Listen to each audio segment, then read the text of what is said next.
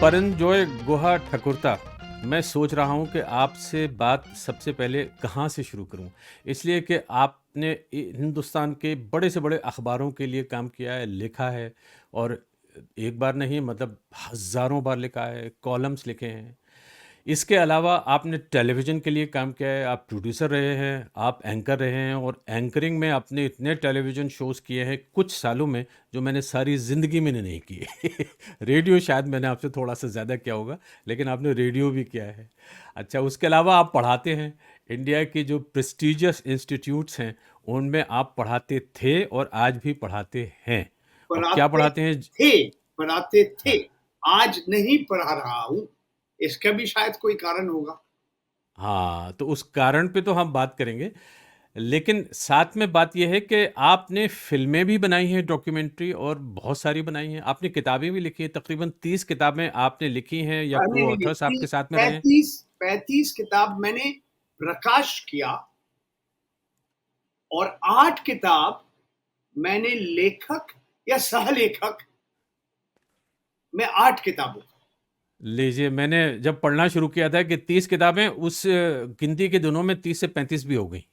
लेकिन हो गई, 10 इसका साल हो मतलब गया। मैंने क हाँ, हाँ, हो गया ऑफ कोर्स। अच्छा, फिर ये कि अब आप म्यूज़िक वीडियोज़ पब्लिश करते हैं। तो परंजोय गुहा ठकुरता, एक आदमी चलता-फिरता अपने आप में जर्नलिज़्म एंड मास कम्युनिकेशन की पूरी दुकान लिए घूम रहा है। इकोनॉमिक और जो बिज़नेस से रिलेटेड इश्यूज़ हैं, उन पे किताबें लिख रहा है और बातें कर रहा है, पढ़ा रहा है, सारी चीज़ें चल रही हैं। ये कैसे मुमकिन होता है, इसके बारे में मैं आपसे जानना चाहूँगा और यहाँ तक पहुँचने में आपके सामने जो दुश्वारियाँ आई हैं, जो परेशानियाँ आई हैं, मैं उनके बारे में भी बात करूँगा। आपकी जो मातृभाषा है, मदर टंग है, वो बंगला है, मुझे अच्छी तरह से पता है। आपने कलकत्ते से पढ़ाई शुरू की, सेंट स्टीवेंस दिल्ली यूनिवर्सिटी तक पहुँचे, फिर यहीं से फिर और आपने पढ़ाई की, फिर आपने मास्टर्स किया इकोनॉमिक्स में, बिज़नेस में, इन सारी चीज़ों का आप एक्सपर्ट हैं। लेकिन आज हम में से बहुत सारे लोग आपको जर्नलिज़्म, मास कम्युनिकेशन में भीष्म पितामह की नज़र से भी देखते हैं। इतना तारीफ मत कीजिए परवेज जनाब, इतना तारीफ करेंगे तो लोगों का नजर लग जाएगा। और बस नज़र नहीं लगना चाहिए। तो मैं आपसे बस पहला सवाल आपसे ये करता हूँ कि ज़रा यहाँ पे बात करते हैं कि आप का एक सफ़र ऐसा भी शुरू हुआ, ख़ास तौर पे 2017 में, जब एक के बाद एक परंजोय गुहा ठकुरता के बारे में हमें ये पढ़ने को मिला, उनको यहाँ से निकाला गया, उनको वहाँ से दबाया गया, उनको यहाँ पे हैरेसमेंट हुआ। तो थोड़ा-सा यहाँ से बात कर लेते हैं। इकोनॉमिक पॉलिटिकल वीकली, ईपीडब्ल्यू में आपने एडिटर की हैसियत से जॉइन किया। ये बहुत प्रेस्टिजियस अपने आप में पब्लिकेशन है भारत का और कहा यह गया कि आप ने इस्तीफ़ा दे दिया, लेकिन मैं समझता हूँ कि वो कुछ हालात दूसरे थे जिनके तहत आपको वो नौकरी छोड़नी पड़ी। तो मैं आप ही से पूछ लेता हूँ, बिना ज़्यादा ऑर्गेनाइजेशन की डिटेल में गए हुए, कि किस्सा क्या था? परवेज मेरा भाई, पहले मैं आपको धन्यवाद देना चाहता हूँ। आपने ये आपका ये लंदन वार्ता में आपने बुलाया और सारे आपका दर्शक जितने हैं, जो पाठक जितने हैं, जो श्रोताओं जितने हैं, सबको मैं नमस्कार, आदाब से शुरू कर रहा हूँ। हाँ जी, 2016 अप्रैल में मेरा ज़िंदगी में पहला बार किसी ने हमें एक पब्लिकेशन का, एक वेबसाइट का, किसी संस्था का एकदम शीर्ष में एडिटर के पद में हमने चुन लिया और मैं मुंबई पहुंच गया, दिल्ली छोड़ के। और ये इकोनॉमिक एंड पॉलिटिकल वीकली जाने माने साप्ताहिक है। भारतवर्ष के सबसे अमीर व्यक्ति में एक, जो विश्व में सबसे अमीर व्यक्ति में एक, श्री गौतम अडानी के बारे में हम बहुत सारे लेख लिखा। तो एक वकील की चिट्ठी आई हमारे पास और वकील की चिट्ठी सिर्फ मेरे पास नहीं, मैं लेखक, मैं संपादक, प्रकाशक के पास गया, प्रिंटर, पब्लिशर, राइटर, सबके पास आया और उसमें आरोप था कि मैंने हमारे गौतम अडानी जी का मानहानि किया। मगर मैंने बोला तो आपके पास भी मैंने चिट्ठी दिया, आपका वकील भी जो कहना था सब मैंने प्रकाश किया। जो एक गलती किया मैंने उस समय, मैं ये वकील का चिट्ठी का जवाब दिया, मगर जो प्रकाशक एक ट्रस्ट थे, समीक्षा ट्रस्ट। समीक्षा ट्रस्ट का अनुमति नहीं लेके मैं वकील का चिट्ठी का जवाब दे दिया। तो हमें मुंबई से दिल्ली बुलाया गया और वहाँ के समीक्षा ट्रस्ट के जो ट्रस्टीज थे, उन्होंने कहा ये जो काम आपने किया, समीक्षा ट्रस्ट का अनुमति नहीं लेके आपने वकील का चिट्ठी का जवाब दिया on behalf of the trust, ये बहुत एक गंभीर अपराध है। अंग्रेजी में उन्होंने कहा it is an act of grave impropriety. तो मैंने उनको कहा कि देखिए मैंने गलती किया, मैं माफी मांगने की तैयार हूं, मगर मैं ये नहीं समझता हूं कि ये एक ग्रेव इम्प्रोप्राइटी, मैंने कुछ बहुत खराब कुछ काम किया, बहुत कुछ अपराध किया। हाँ, कोई तकनीकी कमियां मेरा है, मान लिया मैंने। उसके बाद लगभग 45 मिनट मीटिंग हुआ और हमें बहुत कुछ कहा गया। उन्होंने वहाँ के जो ट्रस्टीज थे, उन्होंने कहा कि आप चाहते हैं कि ये इकोनॉमिक एंड पॉलिटिकल वीकली, ये संस्था को आपने कमजोर कर दिया।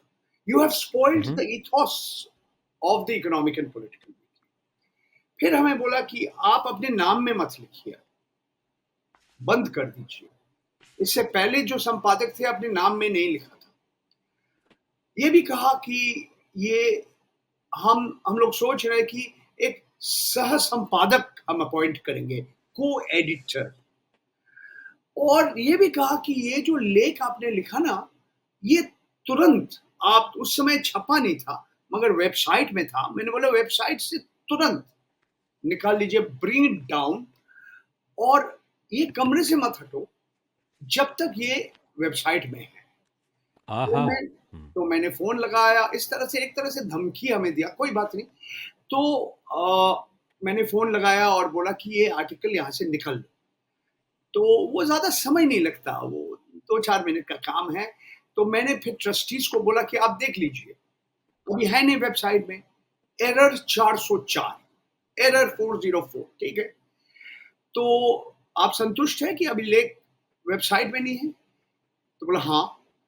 तो मैंने बोला एक कोरा कागज दीजिए मेरे को। मैं तुरंत, मेरा हाथ में लिख दिया कि मैं इस्तीफा दे रहा हूं, तुरंत मेरा इस्तीफा आप मान लीजिए, please accept my resignation from immediate effect. तो आपका दर्शक, आपका श्रोता, आपका पाठक मालूम कर गया कि हमको पद से हटाया गया या मैं जानबूझ के इस्तीफा दी। मैं बहुत आश्चर्य हो गया इसके बाद क्या हुआ। सैकड़ों जाने माने लोग, इसमें नोबेल पुरस्कार विजयी 2 व्यक्ति, एंगस डीटन, प्रोफेसर अमर्त्य सेन, सब हमारे सपोर्ट में चिट्ठी लिखा। तो मैं आश्चर्य हो गया। इस तू मैं चला काफी महीना, बहुत कुछ मेरे खिलाफ लोग आरोप लगाया अपने नाम में और किसी का नाम में, और विवाद चला बहुत दिन। बस उसके बाद मैं तो इस्तीफा ही दे दिया, और वो जो केस ना, वो अभी भी चल रहा है। अच्छा, वो केस चल रहा है, इसलिए उस केस को छोड़ देते हैं। सब जुडिस मामला है और हम और आप उसमें नहीं जाना चाहते हैं। लेकिन मैं अब दूसरी तरफ आ रहा हूँ। आप पे एक केस थोड़ी चल रहा है, आप पे तो कई केसेस चल रहे छह हैं केस, और खास तौर, हाँ, कितने? 6 6 केसेस आपके खिलाफ अदालत में हैं। मानहानि। मानहानि, मुझ पे रहम मैं, कीजिएगा। परवेज मेरा भाई, मैं अकेला भारतवर्ष का नागरिक हूं जिसका खिलाफ श्री गौतम अडानी का वकील 6 मानहानि का केस इस वक्त जारी है। 5 गुजरात के अलग अलग अदालत में चल रहा है और एक राजस्थान के अदालत में है। परंजय कहा ठकुरता, वो बात तो हो गई, लेकिन ये कि आपसे तो बहुत सी बातें करनी है मुझे। और उसमें एक बात ये भी है कि सन 2023 में पुलिस ने आपके घर पे छापा मारा या आपसे पूछताछ की, आपको ले गए और उसके बाद में आपके सेशंस हुए, क्वेश्चनिंग के बातचीत हुई। ये मामला था न्यूज़ क्लिक पोर्टल जो है, जो ऑनलाइन पोर्टल है, उसके बारे में। और उसके जो संचालक हैं प्रबीर पुरकायस्थ, वो आज भी जेल में बंद हैं। तो मैं आपसे जानना चाहता हूं, आपसे किस मामले में सवाल हुए थे? अक्टूबर का 3 तारीख 2023 में मेरा घर में लगभग 8 पुलिसकर्मी सुबह 6:30 बजे पहुंच गए। बाद में हमें पता चला कि मैं अकेला नहीं हूं। एनसीआर, नेशनल कैपिटल रीजन, राष्ट्रीय राजधानी क्षेत्र में 88 लोगों का घर में पुलिस वालों एक साथ एकदम कोऑर्डिनेटेड मैनर में सबके घर में पहुंच गए। और ये सारे जो 88 लोग, इसके सबके साथ कोई संपर्क है न्यूज क्लिक, और न्यूज क्लिक का जो कंपनी है वो है PPK news click studio private limited, या खुद प्रबीर पुरकायस्थ के साथ। प्रबीर की उम्र आज 76 के आसपास है। 3 तारीख अक्टूबर से आज भी जेल में है। उनके खिलाफ जो आरोप है, ये कानून है UAPA, unlawful activities prevention act, और भी केसेस चल रहे हैं, वो अलग अलग केसेस है। तो मैं ईपीडब्ल्यू छोड़ने के बाद 2018 से न्यूज क्लिक का एक सलाहकार, मैं कंसल्टेंट, और मैं कुछ कार्यक्रम का संचालना किया, कभी कभी लेख लिखा, मगर मैं एम्प्लॉय नहीं था, मैं शेयर होल्डर भी नहीं है, मैं निर्देशक भी नहीं था। मेरे तरह ऐसे बहुत सारे लोग, तो सबके घर में पहुंच गया। ऐसे लोग के घर में पहुंच गया जो एक फ्रीलांस राइटर है, 2 या 3 लेख लिखा है न्यूज क्लिक में, पोर्टल में छपा गया, उसके घर में पहुंच गया। तो मैं समझता हूं इस तरह से कार्रवाई भारतवर्ष के इतिहास में कभी नहीं कि 300-400 पुलिस कर्मी को दिल्ली पुलिस के स्पेशल सेल में रात को 3 बजे बुलाया गया, और फिर सुबह 5, साढ़े 5, 4 बजे इन सब एक साथ निकल गए हैं। 88 लोगों का, सिर्फ ये दिल्ली में, मुंबई में भी पहुंच गए थे, हैदराबाद में भी, और भी राज्य में पहुंच गए, एक साथ कोऑर्डिनेटेड मैनर। मेन एलिगेशन क्या है आपके खिलाफ? मेरे खिलाफ तो कोई एलिगेशन है ही नहीं। नहीं, पोर्टल के खिलाफ तो है। पोर्टल के खिलाफ है, मेरे खिलाफ नहीं है। पोर्टल के खिलाफ बहुत सारे एलिगेशन है। 160 पन्ने का एक आरोप पत्र है, वो आप खुद पढ़ लीजिए। चीन से पैसा लिया, prevention of money laundering act आपने उल्लंघन किया, आप भारतवर्ष का अखंडता और भारतवर्ष आपका जो बहुत सारे आरोप है, वो न्यूज क्लिक के प्रमोटर के। मैं तो एम्प्लॉय भी नहीं हूं, मैं सलाहकार हूं। मेरे खिलाफ तो कोई, मेरा नाम आ गया, एफआईआर में नाम आ गया, तो ठीक है, उन दिल्ली पुलिस को जो कहना है कहने दीजिए। सबसे एक ही तरीका के सवाल पूछा कि आपने दिल्ली रायट में, हिंदू मुस्लिम दंगा जब हुई थी 2020 जनवरी में, आपने उसका कवरेज किया, किसान आंदोलन का कवरेज किया। मैंने बोला हाँ। मैंने बोला दिल्ली दंगा का कवरेज किया? बोला ना। बोला आप कोविड का, भारत सरकार जो कोविड का जो केसेस का जो जिस तरह से इसका प्रबंधन कर रहे हैं, इसके खिलाफ न्यूज क्लिक ने बहुत लिखा, आप इसके बारे में कुछ कहना चाहते? बोले नहीं, कुछ नहीं चाहते। फिर उसके बाद मेरा जो टेलीफोन से पढ़ना शुरू कर दिया, हमें पूछा आप सिग्नल इस्तेमाल करते हैं? मैंने बोला हाँ। फिर हमसे पूछा ये भाई साहब को आपने फोन किया था? बोला हाँ मैंने फोन किया था, ये हांगकांग में रहते हैं। हाँ। तो मैंने बताया ये कौन है, क्यों हमें फोन किया, कारण क्या है? बोलो ये भाई साहब है ऑस्ट्रेलिया में, आप इनको फोन किया? बोला हाँ जरूर मैंने फोन किया। सबसे मजेदार बात है, उस समय मजेदार नहीं लगा मेरे को, फिर भी बोला कि ये एस भटनागर कौन है अमेरिका में जिसको आपने टेलीफोन में बात किया? तो मैंने बोला मेरा साला है, मेरे बीबी का भाई है, मैं इनको फोन किया। तो ऐसे बहुत सारे सवाल किया।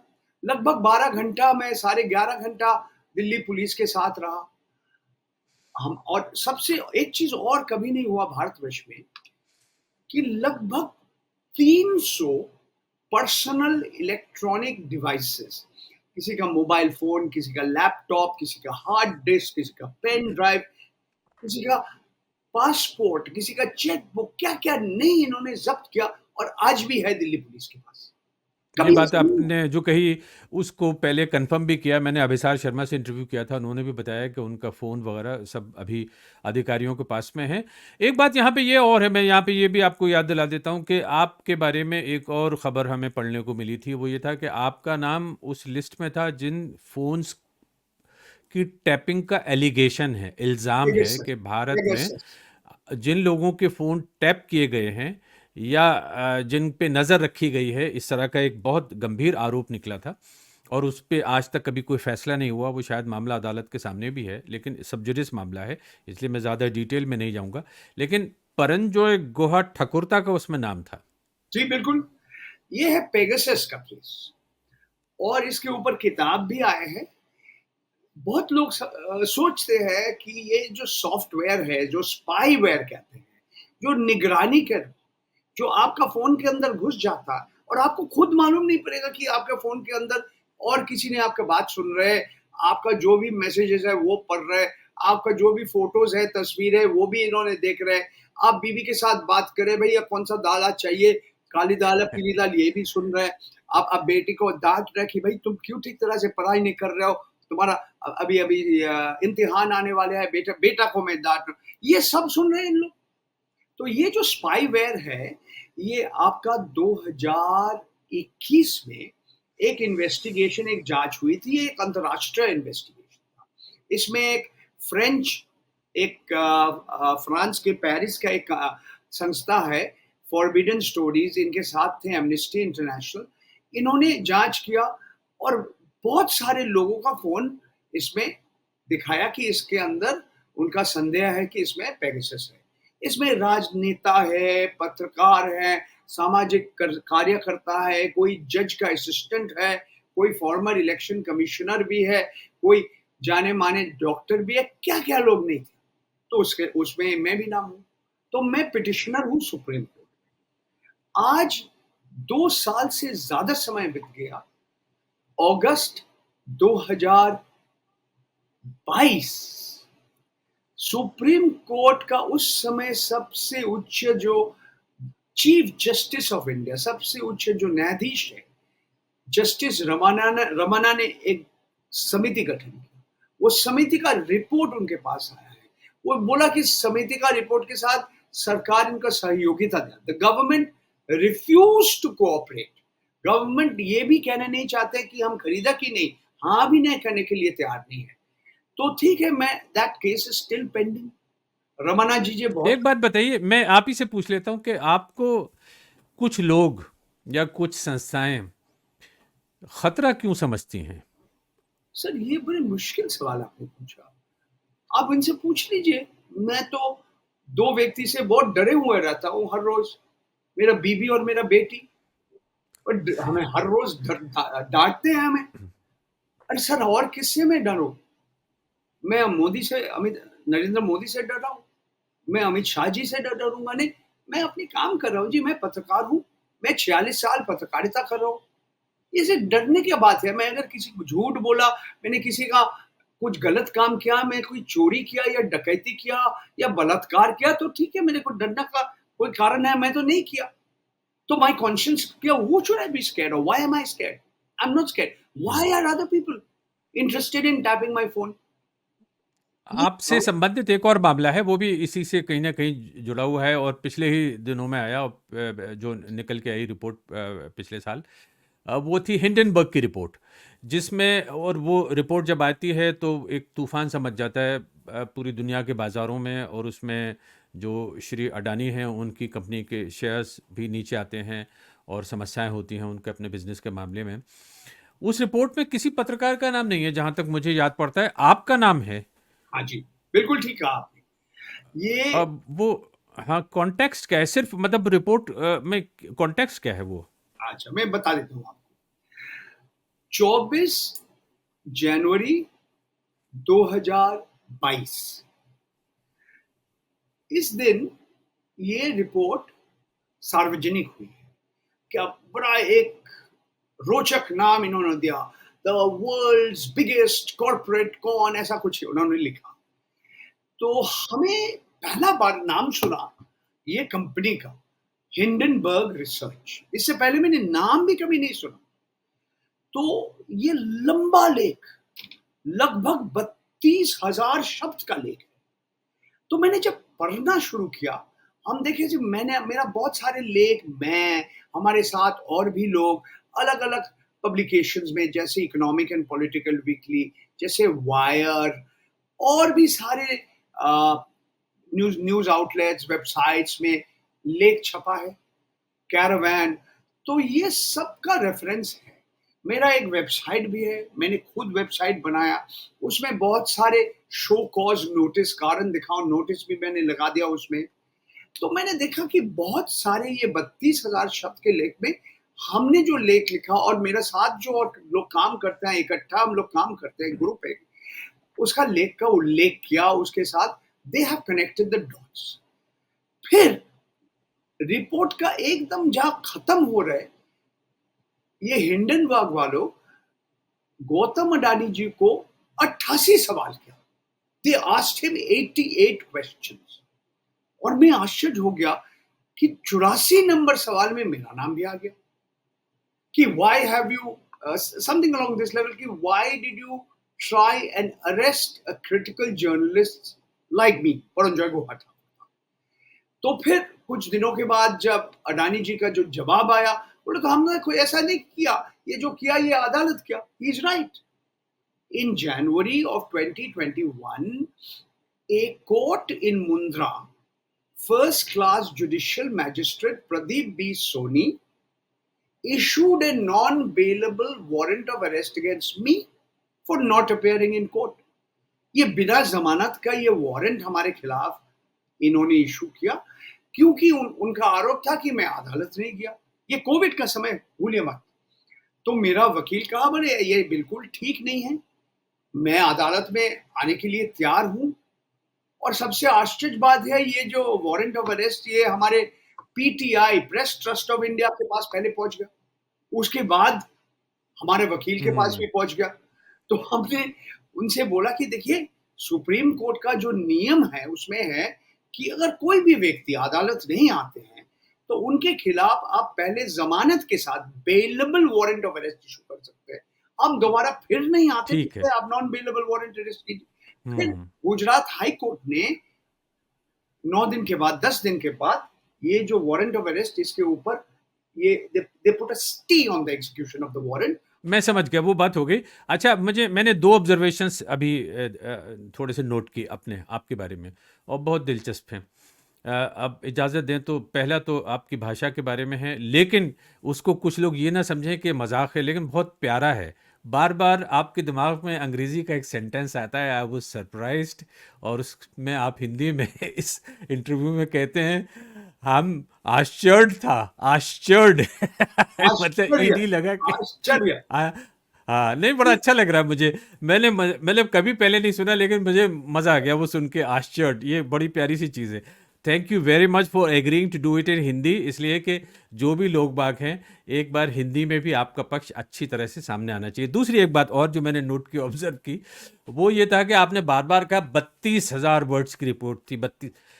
परंतु जो है गुहा ठकुरता, मैं तो आपके काम पे थोड़ी बहुत नज़र रखता आया हूँ। मैं बीच में भारत में पढ़ाने के लिए भी गया था, प्रोफेसर और डीन था एक यूनिवर्सिटी में जर्नलिज्म एंड मास कम्युनिकेशन का, और मैंने वहाँ पे आपको लेक्चर के लिए भी बुलाया था, तो आपको सुना है। और तब मुझे ये भी पता था कि आपने खुद एक रिपोर्ट लिखी, वो शायद 36,000 वर्ड्स की थी और जो लगभग 2 साल तक बैन रही, मतलब ऑलमोस्ट ये बैन नहीं छप के सामने था, नहीं। सरकार, बस वो, वो हाँ, उसको मैं बता देता साइंटिफिक हूँ, नहीं मैं, किया। ठीक है, मैं बता देता हूँ। वो रिपोर्ट थी पेड न्यूज़ पे। अच्छा, ये वो मेनेस है भारत में, जिसके बारे में पिछले 15 साल में, 20 साल में बल्कि, बहुत ज़्यादा चर्चा हुई है कि अखबारों में, रेडियो में, टेलीविज़न में, जो भी इस तरह का एक एलिगेशन रहा है कि कुछ खबरें, कुछ चीज़ें, कुछ फीचर्स ऐसे होते हैं जिन पे ये नहीं कहा जाता कि भाई ये एडवर्टिजमेंट है, बल्कि वो पैसा लिया जाता है और वो छप जाते हैं, लेकिन उसके लिए कहीं ना कहीं किसी से पैसे लिए जाते हैं उसको छापने के लिए। खैर, तो वो ज़रा सा उस पर भी थोड़ा सा प्रकाश डालते चलते हैं कि वो पेड न्यूज़ वाला मामला मुझे याद पड़ता है 2010 का मामला था, जी बिल्कुल ठीक जब कहा। आप जब आप प्रेस काउंसिल के मेंबर थे, है ना? प्रेस काउंसिल ऑफ इंडिया, भारतीय प्रेस परिषद का सदस्य में था। उस समय मैं I was nominated to that position by the UGC, University Grants Commission. उस समय इस विषय के ऊपर एक जबरदस्त एक विवाद हो गया कि देखिए किस तरह से चुनाव को पहले पैसे दे के खबर छपा रहे। तो जो पाठक है, आपका अखबार का पाठक है, जो एक टेलीविजन चैनल का जो दर्शक है, उसको मालूम नहीं पड़ रहा है ये जो देख रहे हैं टेलीविजन के छोटा पर्दा में या कागज में पढ़ रहे हैं, ये विज्ञापन है या खबर है। तो ये जो बिकाऊ हुआ खबर जो आप कहेंगे, इसके विषय मैं और मेरा साथ एक और प्रेस काउंसिल का मेंबर श्रीनिवास रेड्डी, हम दोनों मिलके एक रिपोर्ट तैयार की। भारत सरकार का पैसा, भारतवर्ष का नागरिक का पैसा लेके हम अलग-अलग जगह गया, हमने मुंबई गया, हैदराबाद गया, अलग-अलग जगह जाके बहुत सारे लोग, सैकड़ों लोग से हमने रिपोर्ट लिया, विटनेसेस बनाया, लिखित रूप में सब किया और उसके बाद ये रिपोर्ट हमने पेश किया, जिसमें हमने लिखा कि जिस तरह से बड़े-बड़े जो खबरों का जो घराना है, जो बड़े-बड़े न्यूज़पेपर, मीडिया ऑर्गेनाइजेशंस है, सब इस लोग इस तरह से पैसा ले रहे हैं। मगर इसका जो प्रमाण, सबूत मिलना बहुत मुश्किल है। जो अंग्रेजी में आप कहेंगे स्मोकिंग गन एविडेंस, क्योंकि सब कुछ छुपा हुआ है। टेबल का नीच कैश में है, कोई पर्ची नहीं रहता, कोई चेक नहीं लिखा, कोई बैंक का खाता में पैसा नहीं लिया। मगर हमारे पास जो सबूत आया, जो हम अंग्रेजी में कहेंगे कि सर्कमस्टेंशियल एविडेंस, फिर भी और बहुत लोग सीधा बोला कि हमसे ऐसे पूछा गया, हमसे पैसा मांगा। तो जिन लोग पैसा मांगा उसका नाम नहीं बोलने के लिए तैयार है। तो ये सब रिपोर्ट हम तैयार करके लिया। तो प्रेस काउंसिल के अंदर भी एक जबरदस्त एक विवाद कि ये रिपोर्ट को सार्वजनिक करना है या नहीं। तो फिर उस समय एक मीटिंग हुआ, सब लोग आए थे उसमें। तो हम एक बहुमत था कि बोला कि हाँ, ये रिपोर्ट का जो आखिरी जो 4-5 पन्ने हैं या 7-8 पन्ने हैं, रिकमेंडेशंस एंड ऑब्जर्वेशंस, ये हम सार्वजनिक करेंगे। ये भारत सरकार का सूचना और प्रसारण मंत्रालय के पास चला जाएगा। ये उस समय यूपीए सरकार थे, मनमोहन सिंह, उस समय मनमोहन सिंह भारतवर्ष का प्रधानमंत्री। तो वहां जगह में लीक हो गया ये रिपोर्ट, क्योंकि एक ही रिपोर्ट का कम से कम 20-25 लोगों के पास थे। तो ये लीक हो गया, सबको मालूम पड़ गया इसके अंदर क्या है। फिर उसके बाद किसी ने सूचना का अधिकार का जो कानून है उसको इस्तेमाल करके, उस समय प्रेस काउंसिल ऑफ इंडिया का चेयरमैन साहब थे जस्टिस मार्कंडे काटजू, उनसे बोला ये रिपोर्ट आप सार्वजनिक कीजिए। तो सार्वजनिक करना पड़ा। तो अब सबके सामने है, आपका जो भी दर्शक है, जो भी श्रोता है, हाँ, जो भी पाठक है, पढ़ सकते हैं। प्रेस काउंसिल पढ़ सकते हैं। का वेबसाइट में है। जी जी जी, सबका बस नाम। मैं इतना इतना छोटा सा करेक्शन ज़रूर करना चाहूँगा अपनी तरफ से। वो आपकी मर्ज़ी है, आप जो भी किसी के बारे में कुछ कहना चाहते हैं, वो आपकी अपनी ओपिनियन है। लेकिन आपने वो बात में ये भी साथ में जोड़ दिया था अभी कहते-कहते कि सब लोग लेते हैं और सब लोग ये काम करते हैं। तो हम लोग क्या करते हैं ब्रॉडकास्टिंग में, और आप तौर पे थोड़ा-सा ध्यान देते हो ठीक क्योंकि है, ये सब लोग, हिंदी आपकी हिंदी बहुत आपकी लोग। पहली भाषा है। हाँ, हाँ, बहुत लोग करते हैं, कुछ लोग करते हैं, यहाँ तक तो बिल्कुल ठीक है, लेकिन सबको हमें एक साथ एक ब्रश एब्सोल्यूट, से पेंट यू आर नहीं करेक्ट। करना आई चाहिए। एम सॉरी, मैं माफी मांगता हूँ आपको। मैं सबको, आई डोंट वांट टू से every organization, every media organization, every journalist is accepting money for that. No, not everybody. There are many who do and some who don't. Some who don't. अच्छा, उसमें फिर बात यहाँ पे आ जाती है, बड़ी दिलचस्प बात यहाँ पे अभी तक चल रही थी आपकी कि ये आपने इस पे थोड़ा-सा हमें बताया। मैं यहाँ पे आपसे कुछ और भी बातें समझना चाहता हूँ एक-एक करके, और वो जल्दी से रिकैप कर रहा हूँ जिन टॉपिक्स पे हम आने वाले हैं, ताकि आपको ये भी लगे कि भाई हमारे पास में कितना वक्त है और कैसे जल्दी-जल्दी उन सब बातों को हमें निपटाना है।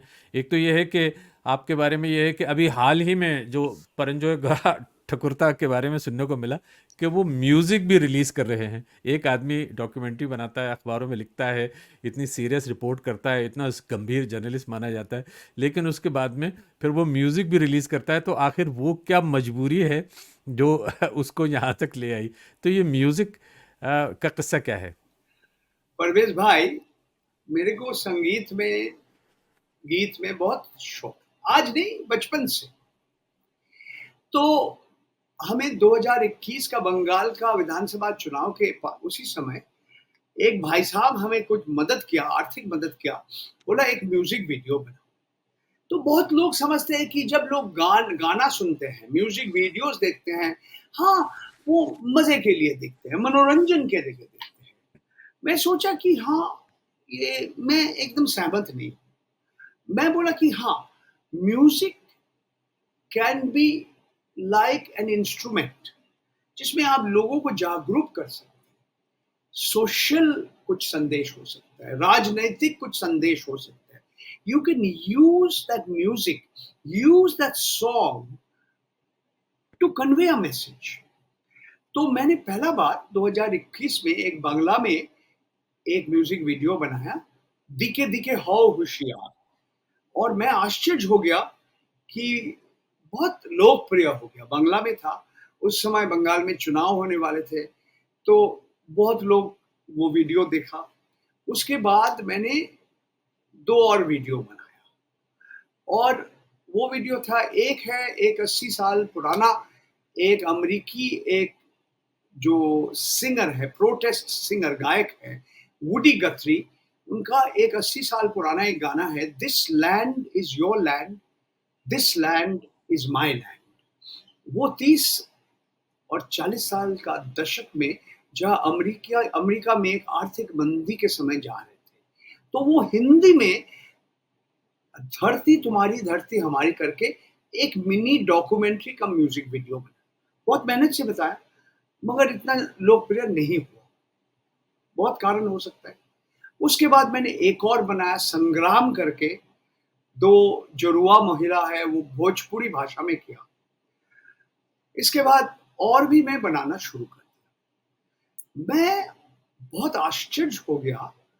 मैंने जब एक कुछ दिन पहले, 3 हफ्ता पहले एक वीडियो बनाया साहिब करके, और ये अचानक एकदम वायरल हो गया।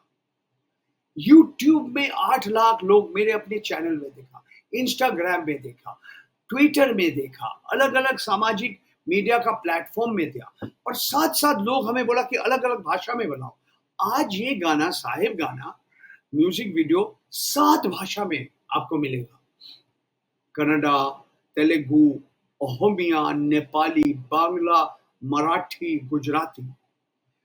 तो मैंने सोचा कि, और हमारे साथ जो काम किया, जो गीतकार है, जो संगीतकार है, जो अलग अलग म्यूजिशियंस है, जो जो लेखक है, अल्प उम्र का है। मैं तो वरिष्ठ नागरिक हूँ, मेरा उम्र है 68, और ये बच्चे हैं, ये 27 है, कोई 28 है, कोई 29 है।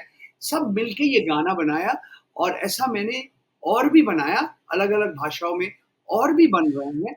सिंपल मैसेजेस हम राजनीतिक और सामाजिक जो संदेश है, messages through music, through the music मैं बना रहा हूँ। मैं आपका सारे पाठक को, दर्शक को, श्रोताओं को कहूंगा कि जरूर एक बार परंजॉय ऑनलाइन में चले जाइए और खुद आप सुन लीजिए गाना और देख लीजिए वीडियोस।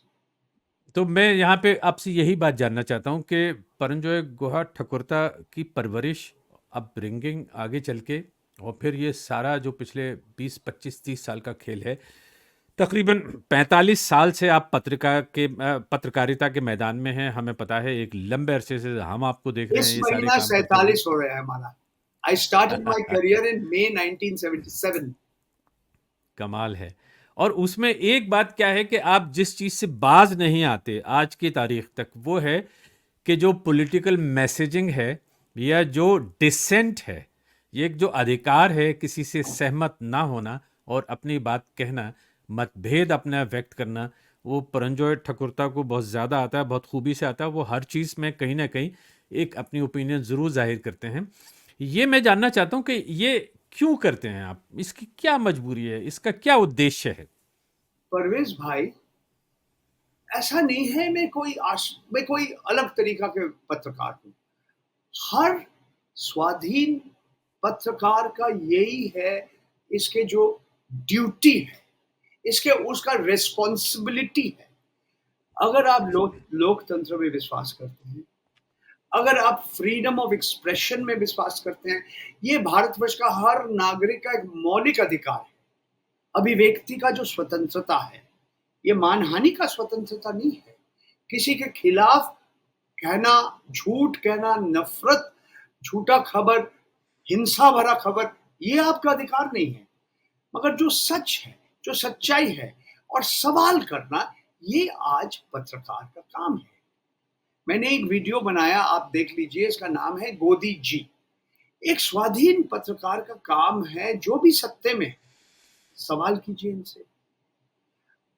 अत्यंत दुख के साथ मैंने कहना चाहता हूं कि आज का भारतवर्ष में ज्यादा से ज्यादा जो मुख्य धारा में या मूल धारा में मेन स्ट्रीम मीडिया के बहुत सारे लोग सिर्फ सरकार और सिर्फ प्रधानमंत्री का तारीफ कर रहे हैं, गुणगान कर रहे हैं, सवाल नहीं कर रहे हैं जो भी सत्य में है, विरोधी दल का सवाल कर रहे हैं। तो ये मैं समझता हूं पत्रकारिता नहीं है।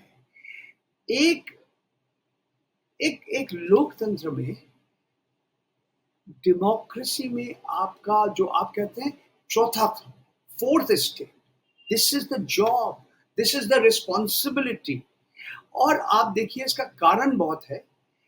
हमारे माननीय प्रधानमंत्री श्री नरेंद्र मोदी भारतवर्ष का एकमात्र प्रधानमंत्री, जो पिछले 10 साल में प्रधानमंत्री बनने के बाद एक भी प्रेस कॉन्फ्रेंस या मीडिया कॉन्फ्रेंस नहीं किया जहां पे जो भी सवाल कोई भी पत्रकार उनसे पूछ सकते। भारतवर्ष का एकमात्र ओनली प्राइम मिनिस्टर। ऐसा नहीं है कि मोदी जी इंटरव्यूज नहीं दिया, साक्षात्कार नहीं दिया, वो चुन के लोगों को साक्षात्कार देते हैं। ऐसे लोगों को साक्षात्कार मिलते हैं जो उनसे सवाल करते हैं, इस तरह का सवाल करते हैं जो चाहते हैं, जो हम अंग्रेजी में कहेंगे गुडी गुडी क्वेश्चंस। और सवाल का एक बार सवाल का आप जवाब दीजिए, उसके बाद एक पलटा सवाल जो क्रॉस क्वेश्चनिंग है वो उन्होंने नहीं करने के लिए तैयार है। बहुत सारे सिर्फ पत्रकार क्यों, जो प्रसून जोशी जी को भी उनको साक्षात्कार मिला, हमारे अक्षय कुमार साहब जो अभिनेता है उनको भी मिला साक्षात करने का मौका। उन्होंने हमारे प्रधानमंत्री जी को भी महत्वपूर्ण सवाल किया, बोला प्रधानमंत्री जी मेरा ड्राइवर आपसे एक सवाल किया, आप बताइए आप आम कैसे खाते हैं, काट के खाते हैं या चूस के खाते हैं, इस तरह से सवाल भी किया। तो देखिए, मैं समझता हूं जो जर्नलिस्ट अपने आप को मानते हैं, जो अपने आप को कहते हैं कि हाँ मेरा काम है सवाल करना, तो आज ऐसे लोग का काम बहुत जरूरी हो गया। इसका मैं समझ गया आपकी बात, आप जो कहना चाहते हैं, लेकिन मैं साथ में यहाँ पे ये भी कुछ उन लोगों को याद दिलाना चाहूँगा जो ये प्रोग्राम देख रहे हैं। वो हो सकता है ये सोचें कि परंजोय गुहा ठकुरता जो हैं वो सारे सवाल इसी सरकार से, इसी रिजीम से क्यों करना चाहते हैं, वो कहाँ थे? क्योंकि एक ये भी ज़माना चला है आजकल जिसको अंग्रेज़ी में मैं आता हूँ, उसी सवाल में मैंने आपका हाथ देख लिया, मैं ज़रूर आपको मौका दूंगा बात करने का। उसमें यह है कि आप, ये बार बार कहा जाता है कि आप उस वक्त कहाँ थे 1984 में, आप उस वक्त कहाँ थे जब इमरजेंसी लगी थी, आप उस वक्त, ये सारे सवाल अक्सर पत्रकारों से पूछे जाते हैं जो वर्तमान सरकार को क्रिटिसाइज़ करते हैं। लेकिन मैं यहाँ पे ज़रा सा याद दिलाना चाहता हूँ उन लोगों को कि आपने सन 2010 में, मनमोहन सिंह देश के प्रधानमंत्री थे और आपने एक पब्लिक इंटरेस्ट लिटिगेशन का केस फाइल किया था कोर्ट में, अदालत में, और वो 2G स्कैम से रिलेटेड था। ये बात बिल्कुल ठीक है? बिल्कुल सरकार ठीक के खिलाफ था वो अपने वक्त की? बिल्कुल ठीक कहा आपने। क्या था केस? केस था कि जिस तरीका से 2G spectrum, second generation electromagnetic spectrum, जो दूरभाष यंत्र से लोग जो बातचीत करते हैं, इसके ये जिस तरह से इसका आवंटन किया बिना नीलाम के साथ, फर्स्ट कम फर्स्ट सर्व, ये गैर कानूनी था, ये नियम का बाहर था। ये मैं बहुत बहुत सारे पिटिशनर्स थे वो याचिका में, मैं भी एक पिटिशनर। 2000 मेरे ख्याल है 2012 में, हाँ फरवरी 2012 में तो सुप्रीम कोर्ट ने रद्द कर दिया, बहुत सारे लाइसेंसेस को कैंसिल कर दिया। तो उस समय भारतीय जनता पार्टी के प्रवक्ता हमें बहुत पसंद करते थे। अरे वाह रे वाह! अच्छा। हाँ, वाह रे वाह! आपने क्या किया, कमाल कर दिया, हमें तारीफ किया। मैं नाम नहीं करना चाहता हूँ, बड़े-बड़े लोग हैं जो आज मंत्री है, हमें तो तारीफ किया। बोला क्या काम किया आपने, ये वो। तो उस समय तो 2G स्पेक्ट्रम स्कैम, कोयला कोयला खनन करने का ब्लॉक का आवंटन के ऊपर मैंने ग्रीन पीस के लिए एक डॉक्यूमेंट्री फिल्म भी बनाया, कोल कर्स करके। वो आप देख सकते हैं, यूट्यूब में है, हिंदी में है, अंग्रेजी में है, ये सब तैयार है, सब देख सकते हैं। तो अचानक ये तो मतलब ये हुआ कि जो भी पिछली सरकारें रही हैं, आपने हाँ, एक उनके मिनट, खिलाफ एक आवाज़ मिनट उठाई परवेज है। मैं भाई, यहाँ पे थोड़ा-सा और ऐड कर देता हूँ, नहीं, नहीं, आपको मौका नहीं, देता हूँ इसी थोड़ा बात सा का। अभी खत्म कर रहा हूँ मेरा बात। हम 2004 से 2014 जब ये सारे चीज किया, और सैकड़ों लेख मेरा है जो मैं सरकार को टिप्पणी किया, आलोचना किया। उस समय तो आपने कुछ नहीं कहा। 2014 के बाद में अचानक कांग्रेसी कैसे बन गया, यही तो हमें आश्चर्य लगा। वो आश्चर्य हाँ, की हम बात तो जब है, बिल्कुल। जब बंगाल का हुँ। सीपीएम सरकार का खिलाफ मैंने लिखा, उस समय आपने कम्युनिस्ट नहीं बना। आज आप बोल रहे हैं कि अरे आप तो सीपीएम को तारीफ कर रहे हैं, आप कम्युनिस्ट बन गया। तो लोगों को कुछ भी कहना है तो कहने, कुछ भी लोग कहेंगे ना, वो तो हाँ, लोगों का काम है बिल्कुल कहेंगे। कहना। ये भी थोड़ा आपसे समझ लेता हूँ कि कोयले का क्योंकि आपने ज़िक्र किया, कोयला, गैस, ये बड़े आपके प्रिय, बड़े फ़ेवरेट सब्जेक्ट्स हैं और इनकी वजह से आप पे ख़ासी मुसीबत भी आई है and you have been in trouble just because of writing books on particularly on these 2 themes without going into the details. Paranjoy, अब ज़रा इस किताब के बारे में थोड़ा-सा इसकी समरी दे दीजिए। 10 साल पहले उस समय मनमोहन सिंह का सरकार थे, यूपीए सरकार थे। तो मैंने ये पहला किताब जो खुद प्रकाश किया, और मैं प्रकाशक बना उसके बाद ही, gas wars, crony capitalism and the Ambanis. ये अंबानी बंधुओं के ऊपर है।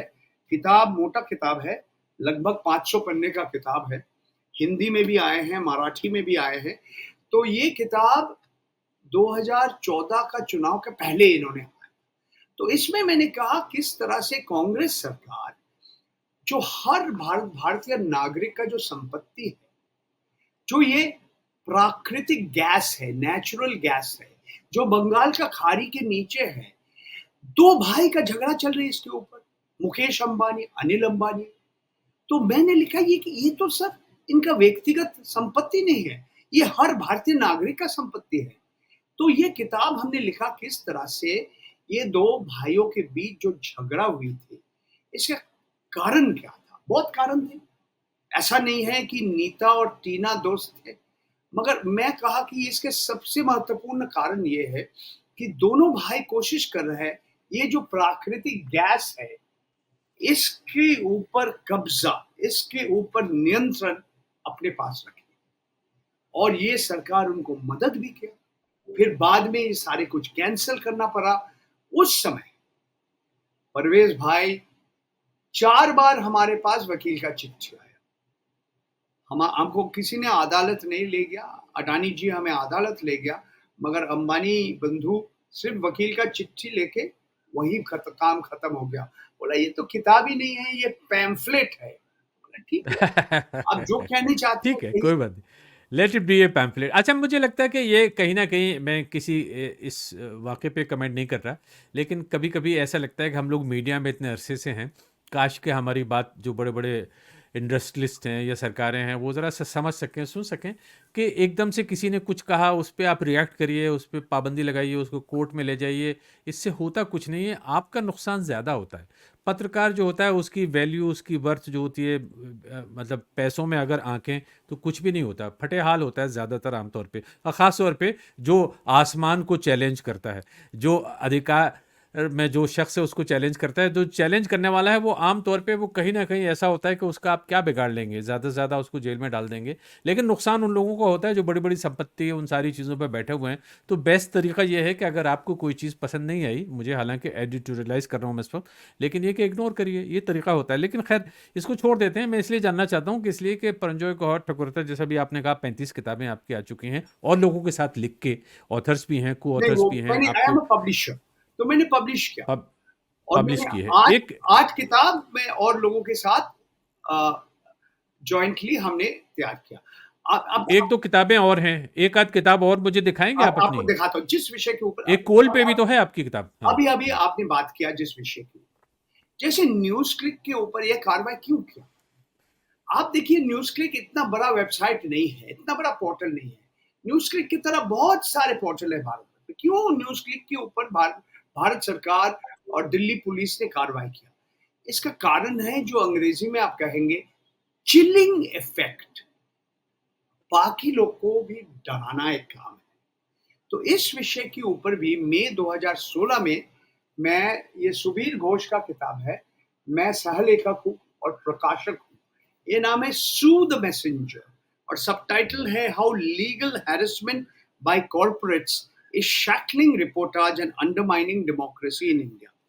तो इसका एक वकील लोग इसका एक टर्म कहते हैं slap, SLAPP, strategic litigation against public participation. आपके पास पैसा है, आपके पास वकील है, the arm of the law is very long, long arm of the law, the wheels of justice grind very slowly। Bharatvarsh में तो ये पक्का है। लोग कहते हैं justice delayed is justice denied. तो आप लोगों को हैरान कीजिए, कौन जीतेगा या कोई नहीं, और कौन नहीं जीतेगा ये अलग सवाल है। आप हैरान कीजिए, the process is the punishment.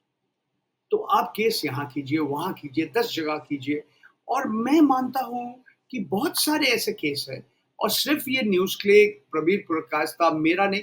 जैसे आज हम देख रहे हैं, भारतवर्ष का 2 मुख्यमंत्री जो जेल में हैं इस वक्त जब हम दोनों बात कर रहे हैं, दिल्ली का मुख्यमंत्री अरविंद केजरीवाल, झारखंड का भूतपूर्व मुख्यमंत्री हेमंत सोरेन, उसी के उन लोग के खिलाफ भी ऐसे कार्रवाई कर रहे हैं सरकार, बिकॉज लेकिन the देखिए उसमें कार्रवाई। law can be used in this manner। हाँ जी। ठीक है। मैं यहाँ पे थोड़ा सा और समझ लेता हूँ परंजोय को, कि इसलिए कि ये सारे काम आप कर रहे हैं और आपकी एक पॉलिटिकल अपनी ओपिनियन भी है बहुत सारी चीज़ों पे, एक राइटर की ओपिनियन भी है, एक पत्रकार की हैसियत से भी आपकी ओपिनियन है, और आप उसके बारे में खूब लिखते हैं, खूब पब्लिश करते हैं। आप ने फिल्मों पे भी कुछ काम कर रखा है, और मैं अब ये देख रहा हूँ धीरे धीरे करके कि मेरे ख्याल से तकरीबन 20 डॉक्यूमेंट्रीज तो आपने बनाई होंगी, और एक दो मैंने देखी हैं, बहुत इंटरेस्टिंग है। और अब मैं ये देख रहा था कि आपकी वेबसाइट पे और आपने यूट्यूब चैनल भी शुरू कर दिया है, तो उस पे क्या लगा रहे हैं आजकल आप अपने यूट्यूब चैनल पे? ये म्यूजिक वीडियोस, डॉक्यूमेंट्रीज, जो भी मैं काम करता हूँ वही लगा देता हूँ, जो अपना, जो मैंने खुद प्रयोजना किया, जिसका बौद्धिक संपत्ति का अधिकार मेरा पास है। मगर मैं पिछले 30 साल लगभग 25 डॉक्यूमेंट्री फिल्म बनाया, लंबा डॉक्यूमेंट्री। एक है वो बल्लारी में जिस तरह से गैर कानूनी तरह से लौह आयुष का खनन हो रहे थे, उस विषय के ऊपर। झारखंड में धानबाद झरिया में कोयला का खनन किस तरह से गैर कानूनी तरह से हो रहे हैं। और मीडिया के ऊपर भी हमने PSBT, public service broadcasting trust की मदद के साथ, उनके आर्थिक सहायता के साथ, हमने ऐसे 4 डॉक्यूमेंट्री फिल्म्स बनाया, अलग अलग विषय के ऊपर, मीडिया का नीति, मीडिया का नैतिकता और अभिव्यक्ति का स्वतंत्रता, फ्रीडम ऑफ एक्सप्रेशन, ये सारे विषय के ऊपर। तो आज नहीं, मैं लगभग 30 साल डॉक्यूमेंट्री फिल्म्स भी बना रहा हूँ। तो ये मैं समझता हूँ कि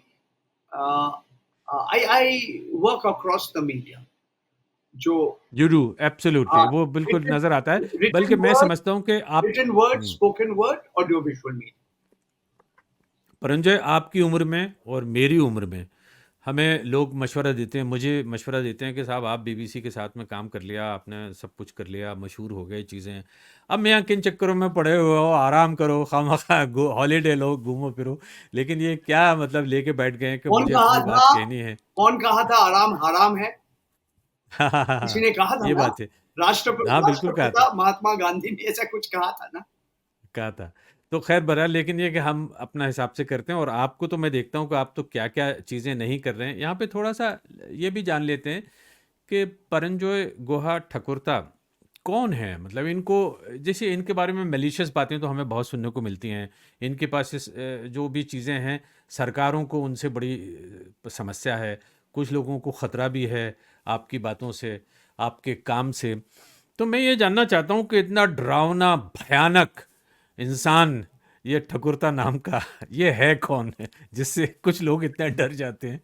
तो आप कलकत्ते से आते हैं और बाकी यही आपका इंट्रोडक्शन है, फिर दिल्ली आ जाते हैं ज़्यादातर, है ना? देखिए, मेरा माँ और मेरा पिता दोनों अभी है नहीं। उन दोनों का जन्म हुई थी जिस जगह का नाम आज बांग्लादेश है। उस समय इसको पूर्व बांग्ला बोलते थे। तो 30 का दशक, 40 का दशक में वो पश्चिम बंगाल में आया। मैं उनके मुँह में कहानी सुना। ग्रेट बंगाल फैमिन 73 साल का, दूसरी विश्व युद्ध, जापानी ने कलकत्ता में भारतवर्ष में बम बम गिरा, जापानी का बम। और 40 का दशक में जो दंगा हुई थी हिंदू मुस्लिम दंगा का, द ग्रेट कैलकटा किलिंग्स, मेरा माँ, मेरा पिताजी अपने आंखों के सामने देखा। मेरा जन्म बाद में हुआ, 55 साल में हुआ, मगर मैंने देखा कि उनके मुंह में मैंने कहानी सुना बहुत सारे। हम आज दुख प्रकाश करते हैं आपके सामने और सबके सामने। जिस तरह से आज भारतवर्ष का माहौल एक बना, जो इस्लामोफोबिया, कुछ लोग कह रहे हिंदू खतरे में है। 140 करोड़ लोगों में 80% लोग हिंदू है, हिंदू खतरे में है। जिस देश में 14-15% मुसलमान हैं, विश्व का 2 ही देश है ज्यादा मुसलमान है, एक है इंडोनेशिया और दूसरे पाकिस्तान। तो ये जो माहौल बना, इस्लामोफोबिया का जो माहौल बना, जो व्हाट्सएप में सूचना आते हैं बच्चों के लिए, उसका दिमाग में घुस गया अंदर। हर मुसलमान आतंकवादी नहीं है, मगर हर आतंकवादी मुसलमान है। इस तरह से झूठा खबर, हिंसा भरा खबर जिस तरह से फैल गया आज भारतवर्ष के समाज के एक हिस्से में, मैं अपने दुख के साथ बोल रहा हूं, हमें लग रहा है हम 80 साल पीछे चले गए। ऐसे नहीं, भारतवर्ष आगे नहीं बढ़ा, प्रगति नहीं हुई है, मैं नहीं कह रहा हूं, विकास नहीं हुआ, मैं नहीं, मगर ये जो हिंदू मुसलमान का जो संपर्क है, जो जो सांप्रदायिकता की बात करते हैं, जो धर्म निरपेक्षता की बात हम करते हैं, सेक्युलरिज्म की बात करते हैं, हमको लगता है हम पीछे हट गए। And I say this with deep sadness, Parvez भाई, अत्यंत दुख के साथ में यही कहना चाहता हूँ। परंजोय गुहा ठकुरता, बहुत बहुत शुक्रिया। आपसे अच्छी बात रही। मैं तो आपसे बहुत कुछ जानना चाहता हूँ, लेकिन मुझे लगता है कि एक बार ये सिलसिला शुरू हुआ है तो आगे भी कभी ना कभी एक बार इसको रिवाइव करेंगे, आपसे फिर से बात करेंगे, और आपके लिए बहुत बहुत शुभकामनाएं। Thank you so much.